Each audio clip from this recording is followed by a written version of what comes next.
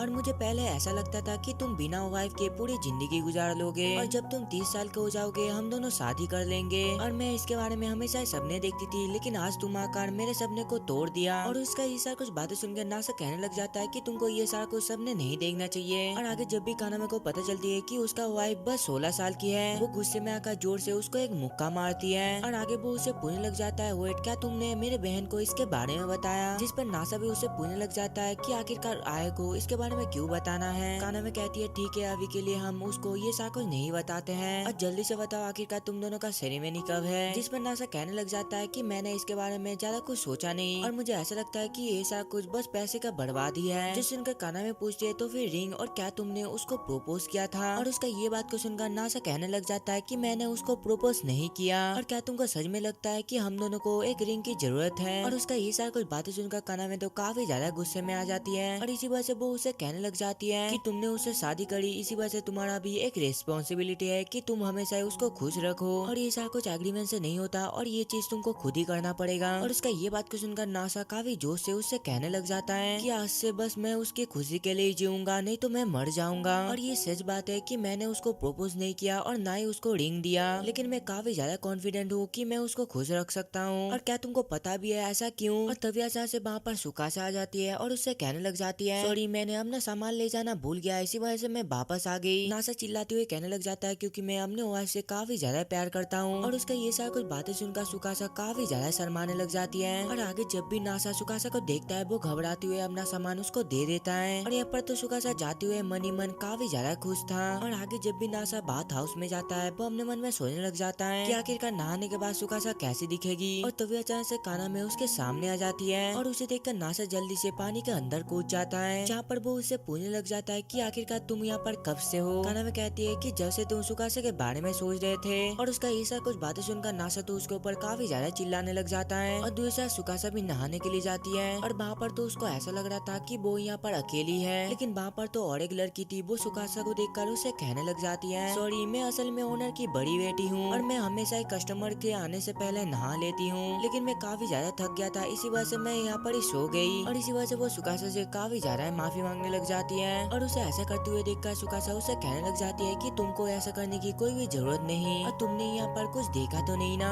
जिस पर वो कहने लग जाती है कि सॉरी, मैंने सारा कुछ देख लिया और तुम्हें इतना एम्बैरेसिंग फील करवाने के लिए मैं तुम्हारा बैग को वॉश कर देती हूँ। और दूसरी साइड नासा तो कानामे से पूछ रहा होता है कि आखिरकार तुम यहाँ पर कितना देर रहने वाले हो। कानामे कहती है जब तक मैं फ्लोर साफ कर दूं और तुम्हें अभी पानी से जल्दी से बाहर आ जाना चाहिए। नासा कहता है जब तक तुम यहाँ पर हो मैं पानी से बाहर नहीं आ सकता। कानामे कहती है कि मुझे इससे कुछ भी प्रॉब्लम नहीं है। और दूसरी साइड बोलर की सुकासा का बैग वॉश साफ करती हुए उसे कहने लग जाती है सच में तुम्हारा स्किन काफी ज्यादा सॉफ्ट और स्मूथ है। और आगे वो नासा की तरह काफी सारे अजीब अजीब चीजें के बारे में बातें करने लग जाता है। और उसे देखकर दूसरे साइड सुकासा तो अपने मन में कह रही होती है कि पता नहीं क्यों इसे देखकर मुझे नासा की याद आती है। और आगे बोलर के उसे कहने लग जाती है माफ करना, मैंने तुमको अपना नाम बताना ही भूल गई, मेरा नाम असल में आया है। ये सुनकर सुकासा भी अपना नाम बताती है। और आगे जब भी वो सुकासा का टाइटल को सुनती है वो अपने मन में सोचने लग जाती है कि शायद ये नासा की छोटी बहन है। फिर थोड़ी देर बाद का सीन दिखाया जाता है जहाँ पर नासा का हालत काफी ज्यादा खराब था, लेकिन ये सारा कुछ तो असल में उसका एक सपना होता है। और वो तो असल में गर्म पानी पे ज्यादा देर रहने के वजह से बेहोश हो गया था। और आगे जब भी उसको होश आता है वो तो यहाँ पर सुकासा के सामने था। और नासा को उठा हुआ देखकर सुकासा उसे कहने लग जाती है कि तुम सोते वक्त काफी ज्यादा क्यूट लग रहे थे, इसी वजह से मैंने तुमको नहीं उठाया। और उसका ये सारा कुछ बातें सुनकर नासा तो काफी ज्यादा शर्माने लग जाता है। तो यहाँ पर आए भी आ जाती है और सुकासा उसे कहने लग जाती है ये सारा कुछ करने के लिए तुम्हारा शुक्रिया। और उन दोनों को इस तरीके से बातें करते हुए देखकर नासा आय से पूछने लग जाता है कि क्या तुम इसको जानते हो। जिस पर आय बताती है हाँ ये तुम्हारे फैमिली मेंबर है ना। और उसका ये बात को सुनकर पहले तो नासा काफी ज्यादा कंफ्यूज था और बाद में नासा हंसते हुए कहने लग जाता है कि तुमने सही कहा कि ये मेरा फैमिली के ये एक मेंबर है। और आगे सुकासा के पूछने पर नासा उसको बताने लग जाता है कि मिडिल स्कूल में हम दोनों एक ही क्लास में पढ़ते थे। और आगे आय बताने लग जाती है कि इसने हमारा काफी ज्यादा मदद करी और इसके बिना हमारा बात हाउस बिल्कुल भी नहीं चलता। और जब मेरे ग्रैंडफादर मरे थे हमारा बिजनेस काफी ज्यादा खराब हो चुका था, लेकिन बाद में नासा के स्किल और स्मार्टनेस की वजह से हमारा बिजनेस दोबारा चलने लग गया। और उस टाइम पे तुम ही थे जो कि हमारी मदद करी, इसी वजह से तुम्हारा बहुत बहुत शुक्रिया। और उन दोनों को ऐसा बातें करते हुए देखकर सुकासा तो काफी ज्यादा हैरान होती है। और आगे घर जाती हुए सुकासा नासा से पूछने लग जाती है कि आय काफी ज्यादा क्यूट है ना। जिसमें नासा कहता है कि हाँ वो काफी ज्यादा क्यूट है। और उसका ये बात को सुनकर सुकासा का मूड तो काफी ज्यादा खराब हो जाता है। लेकिन यहाँ पर तो नासा आय के बारे में कुछ ज्यादा ही तारीफ कर देता है और बाद में उसको एहसास होता है कि सुकासा का मूड काफी ज्यादा खराब हो चुका है। और तभी अचानक से आगे वो एक चर्च में वेडिंग सेरेमनी देखता है। और ये सारा कुछ देखकर नासा अपने मन में सोचने लग जाता है कि शायद सुकासा का मूड इसलिए खराब है क्योंकि हम दोनों ने वेडिंग सेरेमनी नहीं करी और इसी के साथ मैंने ना ही उसको रिंग दी और ना ही प्रपोज किया। और इसी वजह से वो उसे पूछने लग जाता है कि क्या तुम उस चीज के लिए नाराज हो। और आगे सुकासा को ऐसा लगता है कि शायद नासा आए की बात कर रहा है और इसी वजह से वो कहने लग जाती है कि नहीं नहीं ऐसा बात बिल्कुल भी नहीं है। और यहाँ पर तो वो दोनों अलग अलग चीजें सोच रहे थे, इसी वजह से उन दोनों के बीच में एक मिसअंडरस्टैंडिंग हो जाता है। सुकासा कहती है कि मैं बिल्कुल भी जेलस नहीं हूँ, बस मैं अपने आप को क्यूट दिखाना चाहती हूँ और इसी के साथ मैं ये भी चाहती हूँ कि तुम मुझे क्यूट बोलो। और उसका ये सारा कुछ बातें सुनकर नासा अपने मन में सोचने लग जाता है कि वेडिंग डेज तो इसीलिए ही होते हैं जिससे कि लड़कियाँ काफी ज्यादा क्यूट दिखे। और इसी वजह से वो जल्दी से सुकासा को घर की चाबी देकर वहाँ से भाग जाता है। और जाते वक्त वो अपने मन में कहने लग जाता है कि मैं ये सारा कुछ अभी नहीं कर सकता, लेकिन कुछ भी हो जाए मैं इम्पॉसिबल को पॉसिबल करके दिखाऊंगा। और उसका ये सारा कुछ बातें सुनकर दूसरे साथ सुकासा को तो बिल्कुल भी समझ नहीं आ रही थी। और आगे जब भी सुकासा अपने घर पर जा रही थी उसके सामने अचानक से एक कार आ जाती है। और यहाँ पर तो वो कार के अंदर एक लड़की होती है। वो सुकासा को देखकर उससे कहने लग जाती है कि मैं फाइनली तुमको ढूंढ लिया बिग सिस्टर। फिर थोड़ी देर बाद का सीन दिखाया जाता है जहाँ पर सुकासा घर पे जाकर अपने मन में कहने लग जाती है क्यों ना ये घर का सफाई करके नासा को सरप्राइज दिया जाए। लेकिन यहाँ पर घर की हर एक जगह तो पहले से ही साफ था और इसी वजह से वो खाना बनाकर उसको सरप्राइज देने के बारे में सोचती है। लेकिन तभी उसका घर का कोई डोरबेल बजाने लग जाता है, इसी वजह से उसको ऐसा लगने लग जाता है कि नासा घर पे आ गया है। लेकिन जब भी वो दरवाजा को खोलती है उसके सामने तो एक लड़की थी जहाँ पर वो उससे कहने लग जाती है कि फाइनली हम मिल ही गए मेरी बड़ी बहन। और उसको देखकर सुकासा उससे कहने लग जाता है चीतो से तुम आखिरकार यहाँ पर क्यों हो। जिस पर चीतो से बताने लग जाती है मुझे पता था कि तुम गायब हो लेकिन इतना छोटे से अपार्टमेंट पे। और आगे वो कुछ बोल ही रही होती है लेकिन तभी अचानक से सुकासा दरवाजे को बंद कर देती है। और उसका ये सारा को हरकत देखकर वो लड़की तो काफी ज्यादा गुस्से में आ गई थी, जिस वजह से वो गेट को बार बार ठोकने लग जाती है। जहाँ पर वो उससे कहने लग जाती है कि मैं यहाँ पर तुमको लेने के लिए आई हूँ लेकिन तुम मुझे एक स्ट्रेंजर की तरह ट्रीट कर रहे हो। जिस पर सुकासा कहती है लेकिन मैंने तो नहीं कहा तुमको ये सब करने के लिए। और आगे जब भी चीतों से रोने लग जाती है सुकासा गेट को खोलकर उससे पूछने लग जाती है तुम आखिरकार यहाँ पर मुझे लेने के लिए क्यों आए हो और तुम्हें क्या लगता है कि मैं तुम्हारी छोटी बहन हूँ। चीतों से कहने लग जाती है कि तुम अचानक से गायब हो गई थी और इसी वजह से ग्रेट ग्रैंड मदर तुम्हारी वजह से काफी ज्यादा परेशान हो गई थी। जिस पर सुकासा उससे पूछने लग जाता है कि क्या ग्रैंड मदर को तुम्हारे बारे में पता है कि तुम यहाँ पर हो। चीतों से बोलती है नहीं और ग्रैंड मदर को इसके बारे में बिल्कुल भी नहीं पता और मुझे तुम्हारा काफी ज्यादा चिंता हो रहा था इसी वजह से मैं तुमको ढूंढते हुए यहाँ पर आ गई। और उसका ये सारा कुछ बातें सुनकर सुकासा उसका मुंह को पकड़ते हुए उससे कहने लग जाती है, जल्दी से घर जाओ और मेरे ग्रैंडमदर को एक मैसेज दे देना कि मेरा शादी हो चुकी है। और उसका ये सारा कुछ बातें सुनकर चीते से तो काफी ज्यादा शौक थी। और आगे सुकासा उससे कहने लग जाती है कि मैं सही टाइम पे अपने घर पर चले जाऊंगी, लेकिन अभी के लिए बाय, ये कहकर वो दरवाजे को बंद कर देती है। और यहाँ पर सुकासा ने तो चीतोसे को भगा दिया था, इसी वजह से वो अपार्टमेंट के नीचे जाकर रोने लग जाती है। लेकिन तभी उसके पास नासा कार उससे पूछने लग जाता है, क्या तुम ठीक हो? और ये लो, मुझे लोगों को परेशान देखना बिल्कुल भी पसंद नहीं है। और आगे चीतोसे नासा को बताने लग जाती है कि आखिरकार उसके साथ अभी अभी क्या क्या हुआ। और उसके ये सारी कोई बातें सुनकर नासा उससे कहने लग जाता है कि काश मैं तुम्हारा हेल्प करने के लिए कुछ कर पाता। चीतोसे बोलती है, तुम काफी ज्यादा ही अच्छे हो और तुम अभी एक मिडिल स्कूल लड़की की स्टोरी सुन रहे हो, क्या तुम्हारा कोई काम नहीं था? जिस पर नासा उसको बताने लग जाता है कि मैं असल में किसी को प्रपोज करने के लिए एक जगह ढूंढ रहा था। और आगे नासा कुछ कहे इससे पहले सुकासा उससे कहने लग जाती है, हे डार्लिंग। और उसके ये सारी कुछ बातें सुनकर चितोसे को भी पता चल जाता है कि ये लड़का और कोई नहीं बल्कि सुकासा का हस्बैंड है। और इसी वजह से चितोसे उसके ऊपर चिल्लाने लग जाती है कि तुम ही हो जो कि मेरी बहन के साथ शादी करी, आखिरकार तुम ये सारा कुछ कैसे कर सकते हो? और आगे सुकासा भी नासा को बता देती है कि आखिरकार ये असल में कौन है। और यहाँ पर तो दूसरे साथ चितोसे काफी ज्यादा गुस्से में थी और इसी वजह से नासा उसके साथ काफी प्यार से बातें करने लग जाता है। और ये सारा कुछ तो चितोसे को बिल्कुल भी बर्दाश्त नहीं होता, इसी वजह से वो उसको किडनैप करके अपने घर पर लेकर जाता है। और घर जाकर चितोसे नासा से कहने लग जाती है कि कुछ भी हो जाए मैं तुम्हारी शादी को तुड़वा दूंगी और मुझे बस तुम्हारी उल्टी सीधी पिक्चर क्लिप करके सुकासा को विश्वास दिलाना पड़ेगा कि तुम कितना ज्यादा घटिया हो, जो देखकर उसकी बहन नासा को डाइवोर्स दे देगी। और तो यहाँ पर चितोसे का कुछ मेड आ जाते हैं और यहाँ पर तो वो नासा के साथ उल्टा सीधा हरकत करके उसका फोटो को क्लिप करना चाहता था। और इसके लिए वो दोनों मेड तो कुछ जल्दी मान गए थे, इसी वजह से चितोसे शर्माते हुए उन दोनों को रोकने की कोशिश करती है। लेकिन तभी उसको रियलाइज होती है कि नासा यहाँ से भाग गया है। और दूसरी साइड हम लोग नासा को देखते हैं जो कि अपने मन में कह रहा होता है कि अगर सुकासा पहले इस घर पर रहती थी तो उसका रूम यही कहीं पर ही होगा। और आगे जब भी वो एक रूम के अंदर घुसता है वो अपने मन में कहने लग जाता है कि यहाँ से तो सुकासा की स्मेल आ रही है। लेकिन तभी अचानक से नासा उस रूम के अंदर एक मून के टुकड़े को देखता है। लेकिन आगे वो कुछ कहे इससे पहले शार्लेट उसके ऊपर अपने स्वॉर्ड से अटैक कर देती है। लेकिन इस चक्कर में वहाँ पर जो मून का टुकड़े को रखा हुआ था वो तोड़ देती है गलती से। और तो यहाँ पर चितोसे और अरोरा भी आ जाती है, जहाँ पर नासा उन दोनों से कहने लग जाता है कि इससे नाइट्रोजन निकल रहा है और बिना नाइट्रोजन के ये टुकड़ा ऑक्सीडाइज हो जाएगा। और इसी वजह से आगे नासा चितोसे का मदद करता है जिससे कि उसके अंदर से नाइट्रोजन ना निकले। और आगे चितोसे बताने लग जाती है कि सुकासा के लिए ग्रैंडमदर ने ये चीज को परचेज किया था, जो सुनकर नासा उससे पूछने लग जाता है कि आखिरकार क्यों। और उसका ये सारा कुछ बातें सुनकर चितोसे तो दूसरे साथ काफी ज्यादा शौक थी, जहाँ पर वो उसे पूछने लग जाती है कि क्या तुमको सच में नहीं पता कि आखिरकार सुकासा कौन है और क्या सुकासा ने तुमको अपने पास्ट के बारे में कुछ भी नहीं बताया। और आगे चितोसे अपना एक स्टोरी को बताने लग जाती है जहाँ पर सुकासा ने चितोसे का जान को बचाई थी, जहाँ पर चितोसे बताने लग जाती है कि उस दिन जब सुकासा ने मेरी जान बचाई मैंने उसी टाइम डिसाइड कर लिया था कि मैं हमेशा उसको डेडिकेट करूंगी। लेकिन क्यों तुम्हारा शादी आखिरकार उसके साथ हुई जबकि तुम उसको जानते तक भी नहीं हो और मैं ही बस उसकी विश को पूरी कर सकती हूँ और मेरे साथ ही सुकासा का शादी होनी चाहिए। और तभी अचानक से शार्लेट नासा को पकड़ लेती है और आगे ओरोरा उन दोनों का फोटो को एडिट करके फोटोशॉप से उन दोनों का फोटो को एडिट कर देती है। और ये देखकर नासा जल्दी से वो फोटो को छीन लेता है, लेकिन तभी वहाँ पर सुकासा आकर उससे वो पिक्चर छीन लेती है, जहाँ पर नासा उसे कहने लग जाता है कि तुम जैसा सोच रहे हो वैसा बिल्कुल भी नहीं है। जिस पर चितोसे उसे कहने लग जाती है कि ये काफी ज्यादा घटिया इंसान है और तुम्हें अभी जल्दी से उसे डाइवोर्स कर लेना चाहिए। जिस पर सुकासा नासा से कहने लग जाती है कि तुम मेरे साथ आओ, मुझे तुम्हारे साथ कुछ बातें करना है। और उन दोनों का ये सारा कुछ बातें सुनकर दूसरी साइड चितोसे को तो ऐसा लग रहा था कि उसका प्लान कामयाब हो गया। और आगे सुकासा नासा को बाहर ले जाती हुए उसे कहने लग जाती है कि डार्लिंग क्या तुमको सच में लगता है कि ऐसे पिक्चर से मैं गुस्सा हो जाऊंगी और मैंने असल में उस जगह से निकलने के लिए ये सारा कुछ किया था।